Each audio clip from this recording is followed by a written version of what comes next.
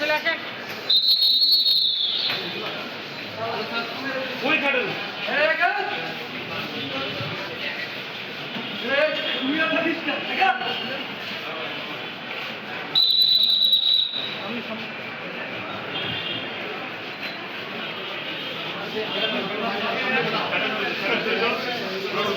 এই হসপিটালের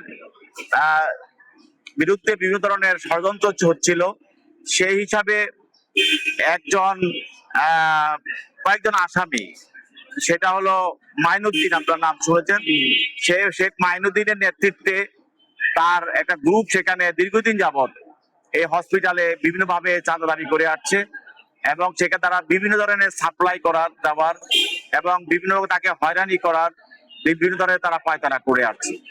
এবং শেষ গত 11/4/26 তারিখে সেখানে মাইনুদ্দিনের নেতৃত্বে আজকে যে আসামি ফারুক হোসেন, লিটন মিয়া এবং ফালান মিয়া ও মোহাম্মদ রুবেল, এরা সহ আরো 7-8 জন আসামি, তারা সেখানে গিয়ে তার ওই পাশেই ওই হসপিটালে একজন কর্মকর্তা, তিনি হলেন মোহাম্মদ আবু হানিফ, তিনি অপারেশন থিয়েটারের একজন ইনচার্জ, তার কাছে 5 লক্ষ টাকা দাবি করেন যে তুমি এই হসপিটাল চালাইতে হলে আমাদেরকে টাকা দিতে হবে, এবং 5 লক্ষ টাকা চাঁদা দাবি করেন।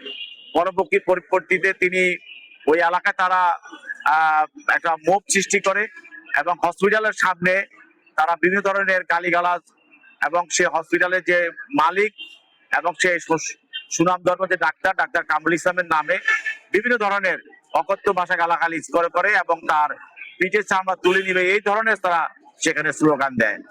তার পরবর্তীতে এগুলো দিয়ে তারা সেখানে জনগণ উপস্থিত হলে তারা সেখান থেকে পালিয়ে যায়। পরবর্তীতে কর্মকর্তা আবু হানিফ থানায় মামলা দায়ের করেন এবং দায়ের করার পরে এবং মাইনুদ্দিন সহ তারা অনেকের বিরুদ্ধে মামলা দায়ের করেন। তার মধ্যে তাদের সন্দিগ্ধ 4 জনকে আজকে গ্রেফতার করা হয়। এই 4 জনকে গ্রেফতার করে আজকে তদন্তকারী কর্মকর্তা আদালতে উপস্থাপন করে 7 দিনের রিমান্ড প্রার্থনা করেন। সরকার এই বিষয়টাকে খুব সিরিয়াসলি নিয়েছে এবং আমরা আশা করছি আমরা প্রধান আসামি যে মাইনুদ্দিন, তাকে আমরা খুঁজছি, আমরা অচিরে তাকে ইনশাল্লাহ গ্রেফতার করতে আমাদের আইনশৃঙ্খলা বাহিনী সক্ষম হবে।